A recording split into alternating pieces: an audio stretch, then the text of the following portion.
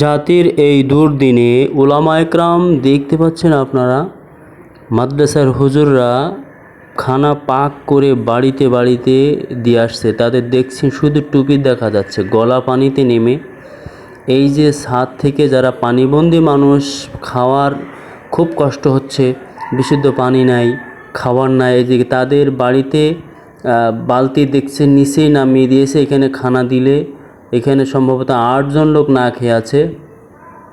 তো এদেরকে খানা পৌঁছে দিচ্ছে মাদ্রাসার হুজুরেরা।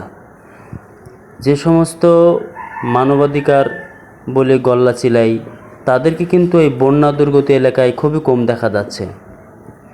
তাদেরকে দেখাই যাচ্ছে না। শুধু উলামায়ে কেরাম সহ ছাত্র আন্দোলন সহ বিভিন্ন শ্রেণীর লোক আছে। আলহামদুলিল্লাহ দেখতে পাচ্ছেন মাদ্রাসার হুজুরেরা রান্না করে এই যারা দুর্ভোগে আছে, যারা পানিবন্দী মানুষ, খাওয়া দাওয়া নাই, খুব কষ্টে আছে, তাদেরকে বাড়ি বাড়ি খানা পৌঁছে দিচ্ছে।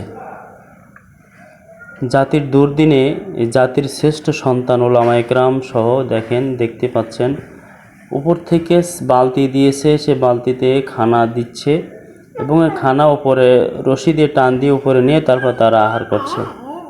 দেখতে পাচ্ছেন প্রিয় দর্শক, ফেনী, নোয়াখালী এদের যে ভয়াবহ বন্যা কবলিত এলাকাগুলো রয়েছে, এই যে খানা উঠাচ্ছে, খুব সুন্দর সিস্টেম করে